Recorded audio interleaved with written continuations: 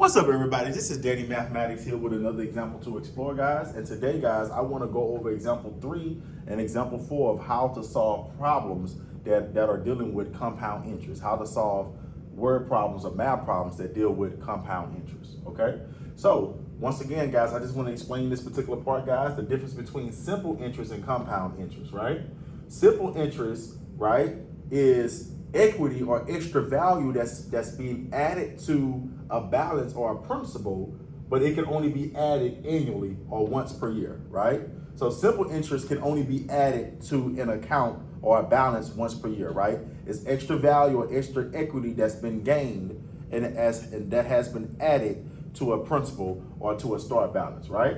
But it only can be added one time per year or annually, right? In other words, compound interest it's very, very similar. It's interest or value or equity that's been added to an account or a principal, right? A start amount, but it can actually happen multiple times in a year, okay? Depending on how it's being compounded.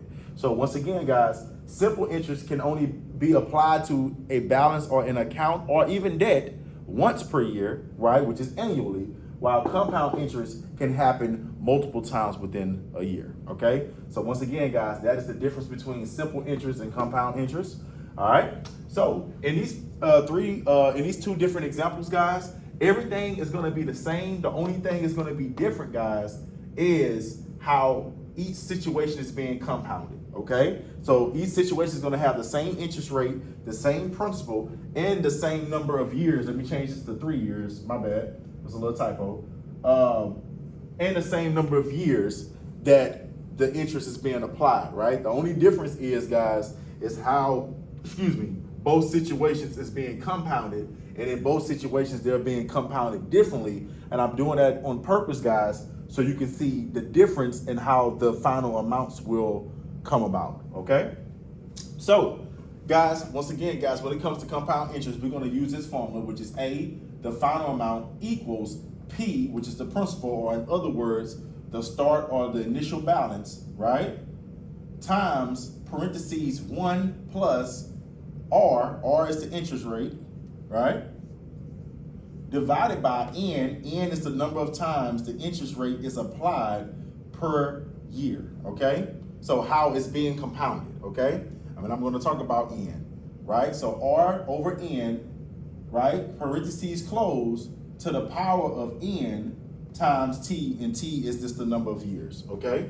So that right there, guys, is the formula that we're gonna plug these particular values into, guys, in order for us to solve, right? And then the last thing, guys, before we get started, remember, guys, here are some examples of how things can be compounded.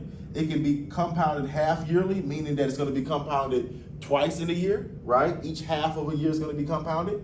It can be compounded quarterly due to the seasons, right? Which is 4 times a year. It can be compounded monthly due to the months, which is 12 times per year, or it can be compounded weekly, which is 52 times in a year, okay? So those are some very, very important ways that we can compound interest, okay? So let me read both of these examples. Once again, guys, all the information is the same. The only thing is different is this how it's being compounded. I'm about to talk about that, all right?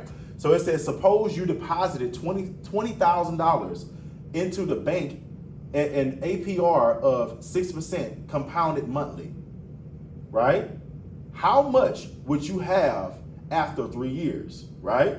So in this situation, guys, they said that if you were compounded monthly, the same situation over here, but here, guys, is asking how much would you have after 3 years if we were compounded weekly, okay? So let me underline these parts, guys. Here, they want us to compound the interest on top of the balance monthly, but over here, they actually want us to compound weekly, okay? They want us to compound the interest over the balance weekly, okay? So because, guys, this is compounded more often than this within a year, this is more than likely going to have a higher balance. And you're going to see that, guys, because it's being compounded, the interest is being added to the account or the balance more often within a year versus this situation. And I'm about to show you y, okay? So let's go ahead and start, guys. The principal or the start amount or the initial balance, however you want to say it, was $20,000. Same thing over here, guys. It was $20,000.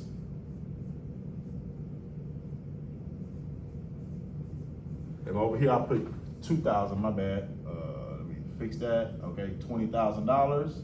Okay, the interest rate, the APR is 6% in both situations, 6%. So the interest rate is 6%, but 6%, guys, we have to change that to a decimal, which is 0.06 as a decimal. 0.06 as a decimal. Same thing over here, guys. The interest rate is 6%, which equals 0.06 as a decimal, just like that. Okay? The number of years are the same, which is 3 years, 3 years. So the number of years is the same, 3 years, right? 3 years. Same thing over here, 3 years, okay? And then last but not least, guys, which is the only thing that's gonna be different, is we're gonna put as in how it's being compounded. Over here, guys, it's being compounded monthly, and there are 12 months within a year, so it's gonna be compounded 12 times, okay? So that's why I put 12x, meaning that that's how many times it's gonna be compounded within a year. Over here, guys, it says weekly, there are 52 weeks within a year, so it's gonna be compounded 52 times within a year. So that's why I put 52x, meaning 52 times, okay? So now, guys, we're almost done. All we have to do, guys, is just plug this valuable information, right, into the formula and then solve, right, by using the calculator.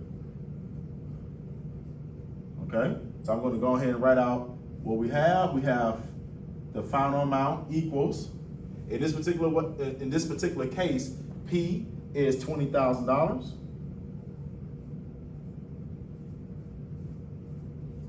$20,000 times the parentheses of 1 plus, in this situation, guys, R is 6%, which is 0.06 as a decimal, right? On top of N, which is the number of times it's compounded, which is monthly, which is 12 times within a year. All right, parentheses closed, to the power of N, which is 12 again,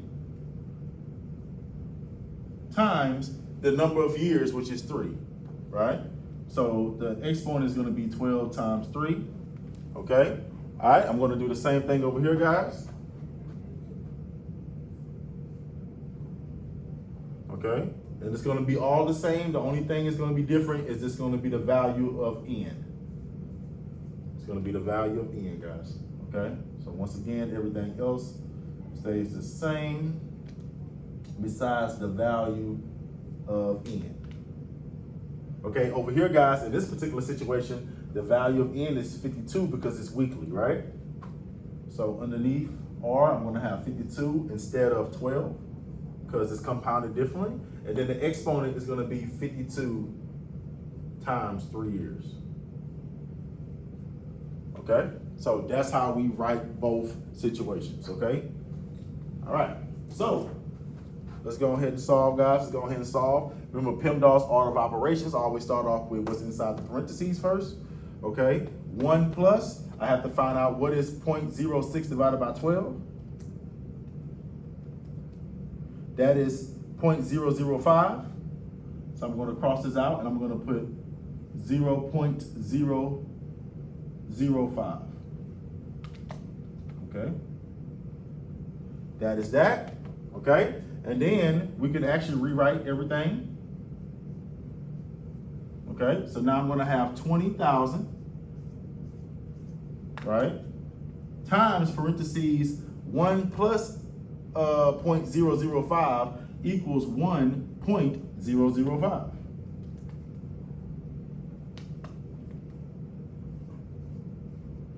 Okay? All right, and then all to the power of 12 times 3 is 36. So all to the power of 36, okay? So now, guys, all we have to do, guys, is just plug this into the calculator. If you have a TI-84, just plug it in, guys. All right, so you're gonna have 20,000 times parentheses, right? And I'm gonna put in another parentheses, so parentheses within the parentheses. If you're doing it like that, you don't have to, but that's how I like to do it. Times parentheses 1.005, right, to the 36th power.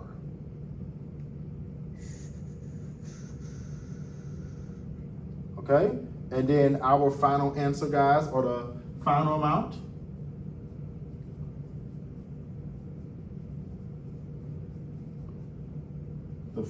guys, is 23,000. I'm sorry, 23,000. I don't know why I put a 9. $23,933.61. Okay, so that is the final answer or the final amount, guys. If $20,000 was compounded monthly at 6% APR, okay? This will be the final amount after 3 years, okay? I'm gonna do the same thing over here, guys, but once again, because this is compounded more often than not, this is gonna have a bigger final amount. It's gonna have a larger final amount, okay? So we're about to see.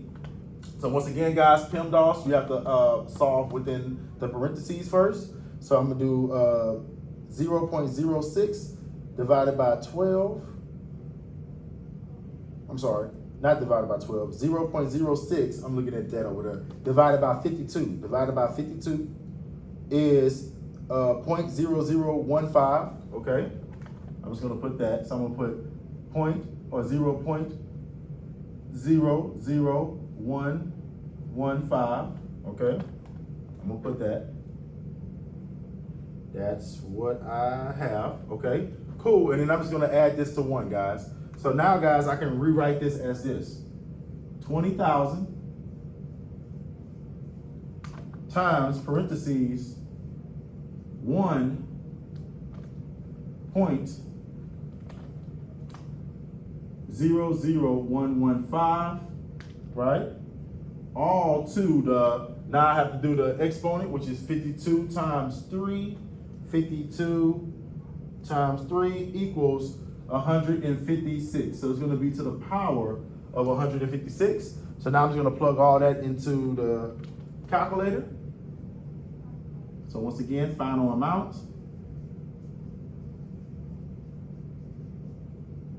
Okay, we're going to have 20,000 times parentheses 1.00115 to the 156 power. Okay, and then our final answer, guys, would be 23,927.51. So guys, guess what? I actually was wrong.